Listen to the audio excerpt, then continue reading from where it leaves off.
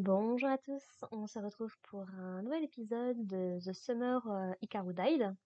Aujourd'hui, épisode 6, et on est passé pas loin d'un meurtre en direct pour le coup. Donc c'est un épisode qui va principalement se concentrer donc sur la bande de jeunes qu'on suit depuis le début, donc Hikaru, en tout cas la chose qui imite Hikaru, Yoshiki, Mika, je crois que c'est comme ça qu'il s'appelle, le troisième mec, Asako et Yu quelque chose. Voilà, c'est le groupe de 5 personnes qu'on va suivre, puisqu'ils vont organiser une espèce de petite pyjama party chez Hikaru. En tout cas, c'est Hikaru qui propose que ça se passe chez lui. Il dit ouais, non, mais vous inquiétez pas, je vais juste prévenir ma mère et puis ça ira très bien. Et donc, dans cet épisode, ils vont organiser cette petite fête, cette petite pyjama party. Ils vont, comme c'est l'été, du coup, bah, bien évidemment, ils vont utiliser un petit peu des pétards, un petit peu des feux d'artifice, ce genre de choses. Et ils vont décider de jouer à un jeu. Et Hikaru va du coup demander à Yoshiki, bah, est-ce que tu peux aller me le chercher dans ma chambre? Et en fait, Yoshiki se retrouve complètement envahi de souvenirs d'Hikaru, comme à chaque fois, en fait. On le sent très bien qu'il a beaucoup de mal à faire son deuil, beaucoup de mal à accepter que Hikaru n'est plus là, en fait, et que Nonuki-sama l'a remplacé. On n'a pas d'ailleurs de nouvelles des adultes dans cet épisode. Donc au moins comme ça, on n'en reparlera pas. Et du coup, donc il va trouver une espèce de casquette qui apparemment appartenait au père de Hikaru, puisqu'il se souvient, il y a pas mal d'années en arrière, quand ils étaient tout petits, ils sont allés à un petit festival, et Yoshiki visiblement était déjà très réservé comme enfant. C'était pas quelqu'un qui exprimait beaucoup ses émotions. Et donc il était là avec son père qui lui a offert du maïs, et le père de Hikaru avec Hikaru vont les rejoindre. Et déjà à l'époque, on voit donc que Hikaru et Yoshiki étaient plutôt amis, mais également que les pères s'entendaient plutôt bien. Donc ça, c'est une bonne info à avoir. Les deux familles se connaissaient bien, elles avaient des bonnes relations. Bon, ça explique pourquoi est-ce que la mère de Yoshiki, dans le dernier épisode, l'a invité à manger avec eux. Et donc on sait du coup que le père de Hikaru est mort il y a quelques années, je crois. Et que du coup, c'est Hikaru qui a dû reprendre un petit peu le rituel euh, qu'accomplissait sa famille en rapport avec Nobuki-sama. Et surtout, Yoshiki va trouver une espèce de petite note qui parle un petit peu de ça, mais très vaguement. Donc c'est Hikaru qui avait écrit ça. Et Yoshiki va décider de conserver cette note. Donc j'imagine que ça va avoir de l'importance par la suite. Et donc du coup, voilà, il retourne avec ses amis et tout se passe plutôt bien. Jusqu'à ce qu'il n'ait plus de... Est-ce qu'il a un allume-feu? Je sais plus comment ça s'appelle, mais un truc comme un briquet, mais plus pour le barbecue, j'ai l'impression. Donc Hikaru, ils n'ont plus rien pour allumer les feux d'artifice, donc ils décident d'aller emprunter un espèce de briquet à un de leurs voisins, visiblement. Mais ça doit être un voisin qui doit être vachement loin parce qu'ils partent très très loin. Alors pas Hikaru et Yoshiki, cette fois-ci, Yoshiki reste un petit peu, même s'il va les rejoindre plus tard. Mais Hikaru part avec Ayako Asako. Avec Asako, donc, qui est la jeune fille qu'on avait déjà vue au tout début de la série, qui avait remarqué un truc un peu bizarre dans la forêt qu'ils avaient traversée tous ensemble. Et on découvre dans cet épisode-là que c'est parce qu'elle a une certaine capacité à ressentir les esprits, si on peut dire ça comme ça. Elle va en parler un petit peu avec sa grand-mère quand elle était toute petite, puisqu'elle a entendu des bruits. Et en fait, sa grand-mère, elle était capable de les voir. Elle les entendait pas, mais elle était capable de les voir. Et elle va un petit peu essayer d'expliquer à Asako ce qui se passe, c'est-à-dire que le monde des vivants et le monde des morts sont plus ou moins liés, et que des fois, ils se croisent un petit peu. Il y a des interactions entre les deux. Et elle essaye notamment de lui expliquer que les choses qui viennent de l'au-delà, peu importe leur forme, ne sont pas forcément méchantes.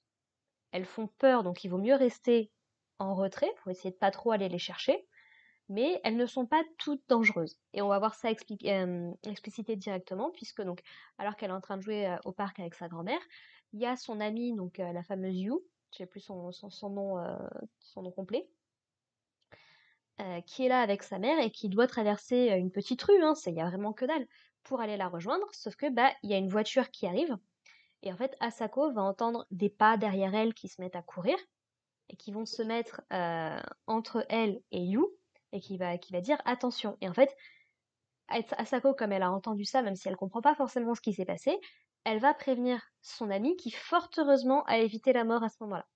Donc c'est comme ça qu'elle a compris qu'effectivement, toutes ces choses un peu bizarres ne sont pas forcément mauvaises. Il y en a, très clairement, comme on a vu depuis le début de la série, mais elles sont pas toutes mauvaises. Pourquoi est-ce qu'on parle de ça dans cet épisode-là? Puisque Asako nous révèle dans cet épisode que elle a plus ou moins compris qu'il y a quelque chose de bizarre qui se passe avec Hikaru, mais elle est plutôt partie du principe qu'il est possédé par un espèce d'esprit. Et non pas qu'il est juste pas plus en vie, en fait, et qu'il y a quelque chose d'autre qui habite son corps, quoi. Si c'est bien comme ça que ça s'est passé, encore une fois.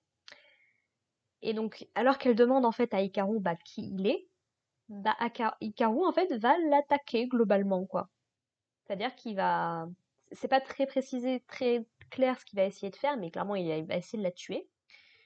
Heureusement, Yoshiki arrive pile à ce moment-là, donc Asako va perdre connaissance et Yoshiki va confronter Hikaru sur ce qui s'est passé. Donc il va lui expliquer il voulait pas vraiment essayer de la tuer, mais bon, comme elle savait des choses, ça pouvait devenir compliqué et autres. Et en fait, Yoshiki va complètement le confronter en lui disant, non mais attends, elle a tué, mais pourquoi est-ce que tu veux faire ça?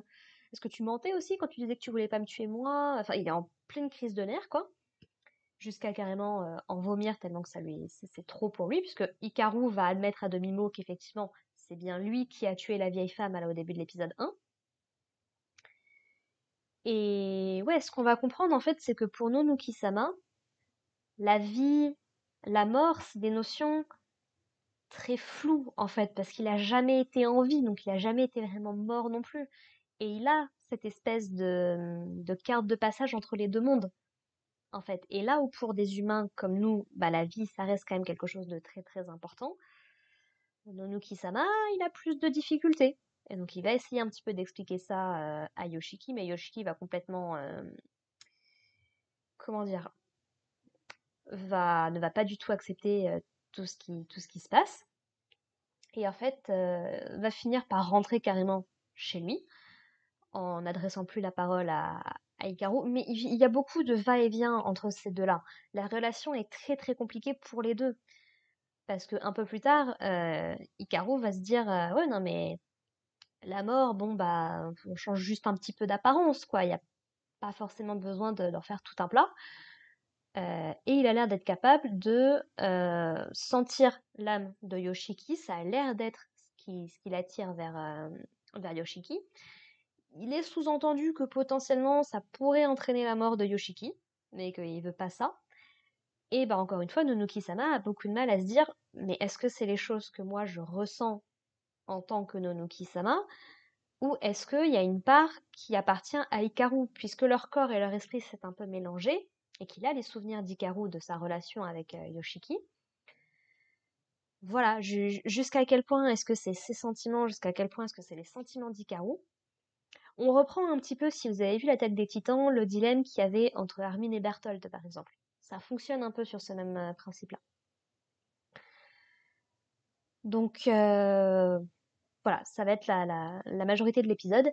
Et par rapport à tout ça, il y a au tout début de l'épisode Asako, Mika et Yoshiki qui parlent un petit peu de ce débat-là, puisque donc apparemment ils ont eu un cours de philosophie où leur prof leur a donné l'exemple d'un garçon qui se fait foudroyer, donc qui meurt globalement, quoi. Mais en fait, il y a un double de lui, une espèce de clone qui s'est créé à peu près en même temps, et en fait qui n'a pas conscience qu'il est mort, donc qui rentre directement chez lui tranquille, en fait, quoi. Et la question, c'est, Yoshiki pose la question à ses amis, est-ce que vous considérez que ce sont la même personne ou pas? Donc Asako, elle a une réponse qui est effectivement pas déconnante et qui fait appel au mythe du bateau de Thésée. Je crois que c'est le bateau de Thésée. C'est qu'en fait, nos cellules, tout au long de notre vie, si vous ne savez pas, nos cellules vivent et meurent.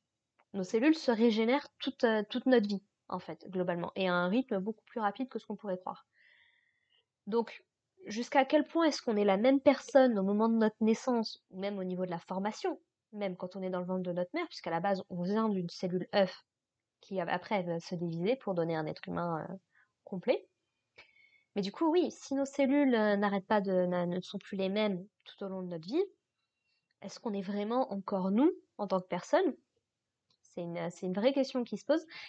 J'évoque le mythe du bateau de Thésée parce que c'est un exemple qu'avait utilisé Vision dans la série WandaVision de chez Marvel.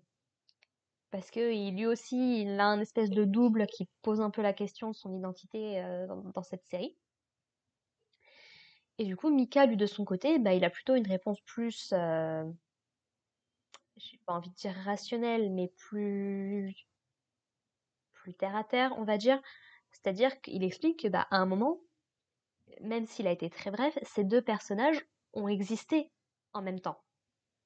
Donc, ils ne peuvent pas être la même personne, par définition. Et donc voilà, il y a un petit peu, il y a un va-et-vient au niveau de ses idées en début d'épisode qui du coup bah explicite énormément un petit peu ce qui se passe avec Hikaru. Et ouais, non, c'est plutôt intéressant. C'est pour ça que personnellement, la philosophie, ça fait partie des matières quand j'étais au lycée qui me plaisaient le plus. Ah, c'est clair qu'à côté de ça, quand j'avais des 4 en maths, quand j'avais des 16 en philo, j'étais très contente. Donc non, ça fait partie des choses moi que j'aime énormément discuter, que j'aime beaucoup peser le pour, le contre, savoir bah qu'est-ce que tu crois, qu'est-ce que tu décides, le chemin que tu décides de suivre, en fait, c'est juste fascinant, quoi. Donc, je voulais dire autre chose et puis ça m'est sorti de la tête. Hmm. Oui, si, parce que ça m'évoque aussi beaucoup une de mes répliques préférées de la série Doctor Who, au moment où le personnage de Matt Smith laisse sa place, du coup, à Peter Capaldi. Il va avoir tout un monologue au moment de sa régénération. En fait, il va dire que bah, tout au long de notre vie, on est différent et que l'important, c'est de se souvenir des personnes qu'on était par le passé.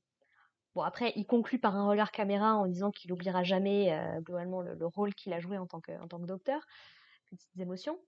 Mais voilà, il y a ce côté, on n'est jamais le même individu tout au long de notre vie. Si je prends mon cas, par exemple, quand je compare quand j'étais enfant, adolescent et maintenant que je suis adulte proche des 30 ans, même il y a quelques semaines, il y a quelques mois, il y a quelques années en arrière, j'étais pas la même personne.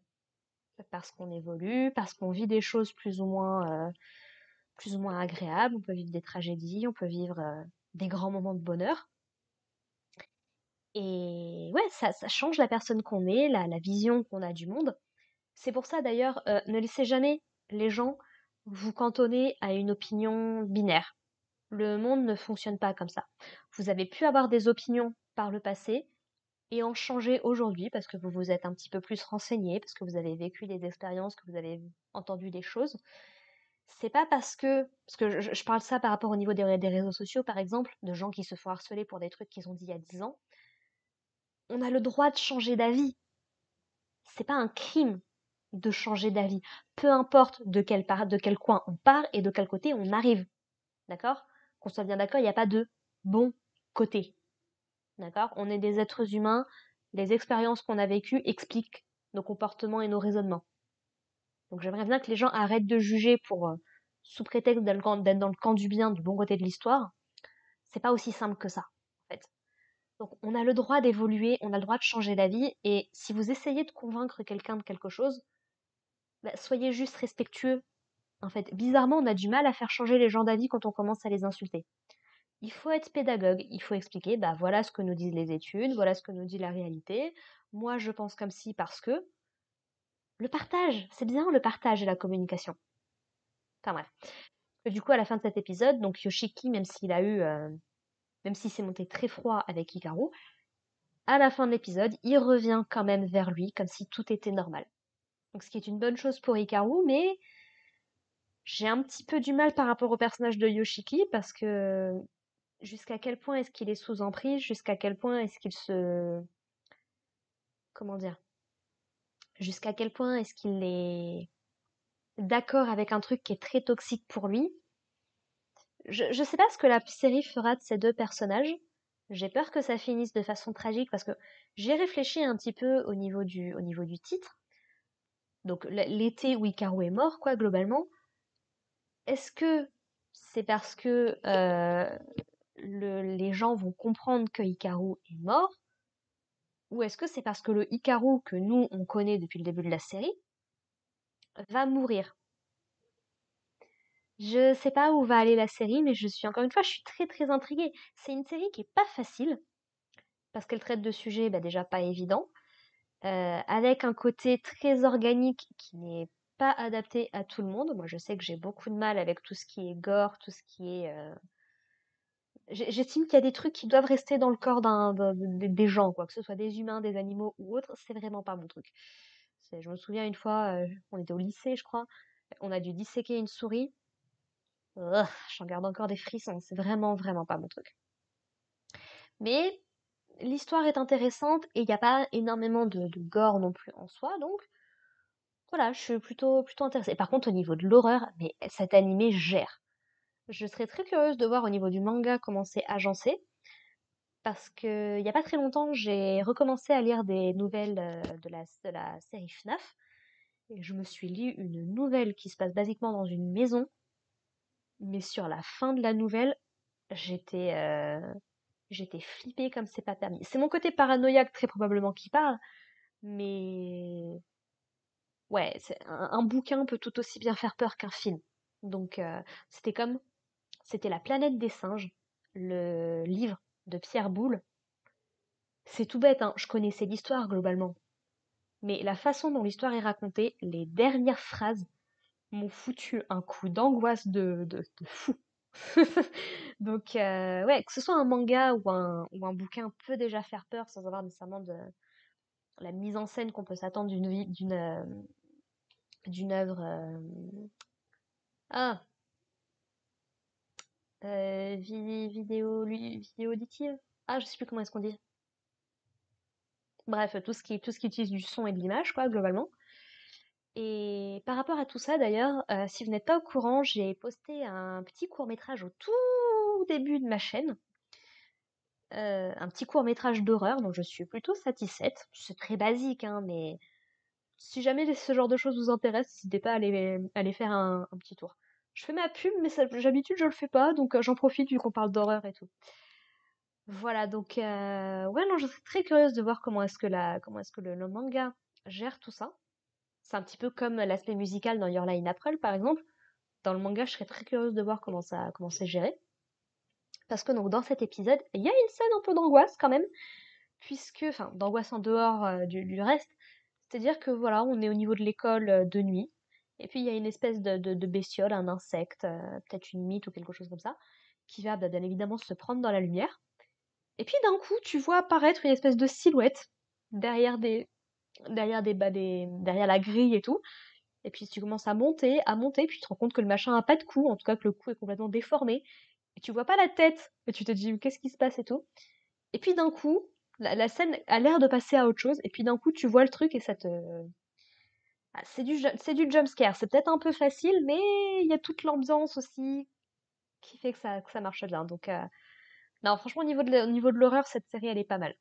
En tout cas, beaucoup plus que ta copie, puisque c'est pas vraiment... Ta copie n'est pas dans ce registre-là, en soi. Ou même Uzumaki en animé qu'on a eu la dernière... C'était l'année dernière ou c'était en début d'année? Je sais même plus avec tout ça. Mais la série Uzumaki en anime, catastrophe. Catastrophe. Bref. Sur ce, bah écoutez, merci de m'avoir écouté. On se retrouve la semaine prochaine pour parler de l'épisode 7. N'hésitez pas à me dire ce que vous en avez pensé dans les commentaires. Et puis sur ce, bah, portez-vous bien, prenez soin de vous, prenez soin de vos proches. Et puis à plus tard. Allez, bye les gens.